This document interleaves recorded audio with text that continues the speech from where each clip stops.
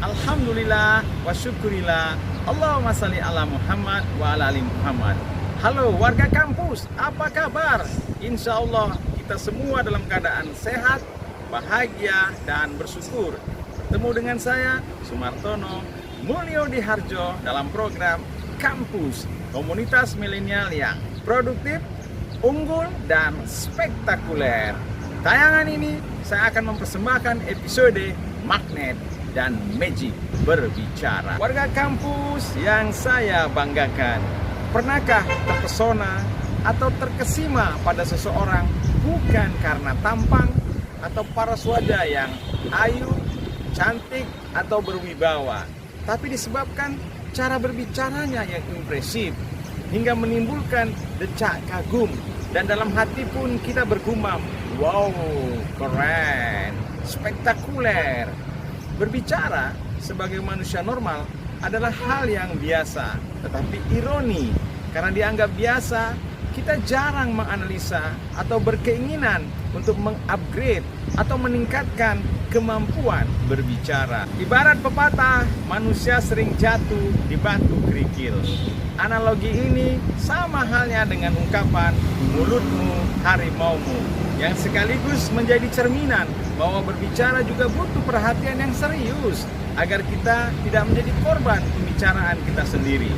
Di episode ini saya akan membahas tentang magnet dan magic berbicara dalam perspektif filosofi dan praktek. Secara etimologis, berbicara berasal dari kata dasar bicara, yang berarti kepandaian manusia untuk mengeluarkan suara dan menyampaikan pendapat. Secara filosofis, bicara itu kalau kita urai terdiri dari dua suku kata, yaitu bi dan cara, yang berarti ada dua makna yang terkandung dalam kata bicara. Secara kontekstual, ada dua filosofi dalam berbicara. Filosofi yang pertama adalah adanya alur skema segitiga bicara.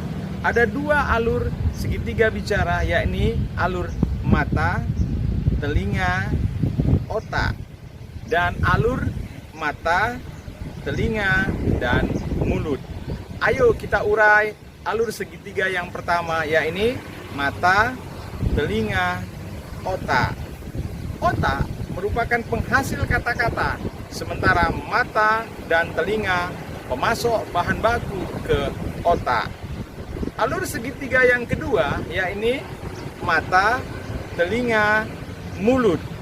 Apa yang kita lihat dan kita dengar, maka akan ditransfer ke mulut untuk dikeluarkan menjadi sebuah produk yang disebut dengan pesan. Nah, semua kita tahu pada alur ini, tapi terkadang kita alfa dalam mensinergikan kedua alur segitiga ini, sehingga terkadang saat kita berbicara tidak mengindahkan kaidah-kaidah yang terkandung dalam alur pertama dan alur kedua.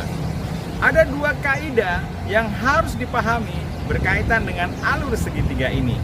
Pertama, pesan-pesan yang dihasilkan otak sangat ditentukan oleh stimulus yang disampaikan oleh mata dan telinga. Istilahnya, input yang positif menghasilkan output yang positif. Atau sebaliknya, input yang negatif akan menghasilkan, menciptakan output yang negatif pula.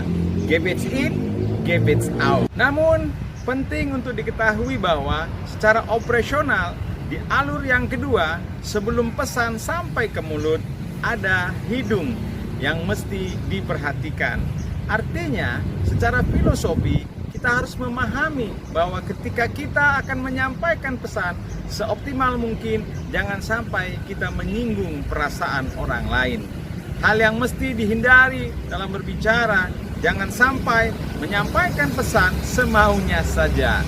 Kita harus bisa saling menghormati dan harus bisa beradaptasi dengan khalayak ramai. Filosofi berbicara yang kedua adalah bagaimana kita mampu menjaga perasaan dan pikiran para audiens saat kita berbicara atau menyampaikan pesan.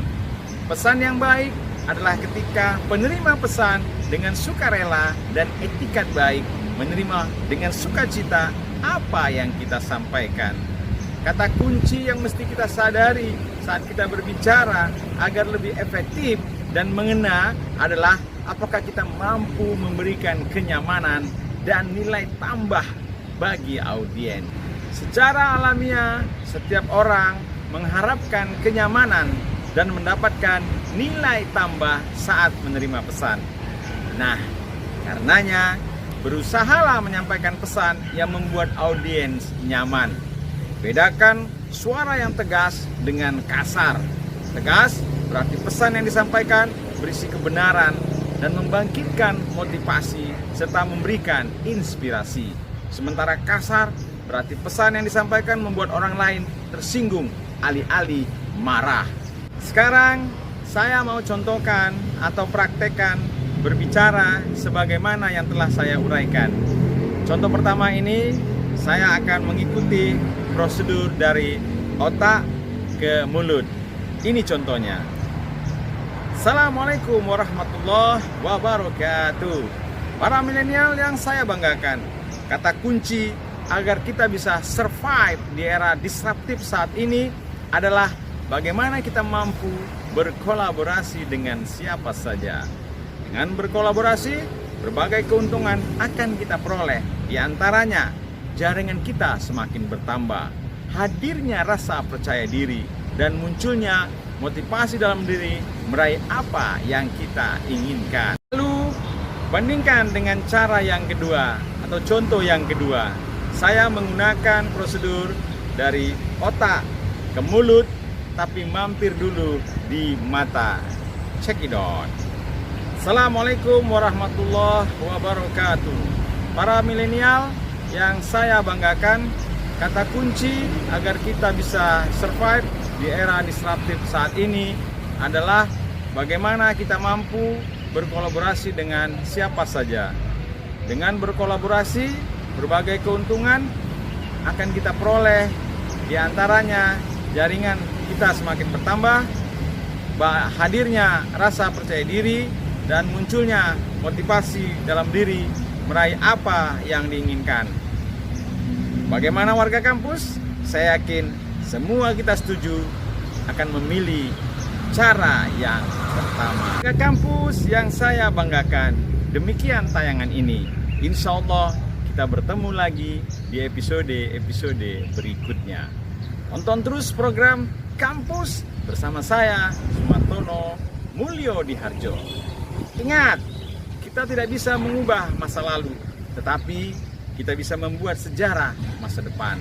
Segeralah berbuat, jangan tunggu melarat, apalagi sekarat, untuk jadi orang hebat. Salam kampus. Assalamualaikum warahmatullahi wabarakatuh.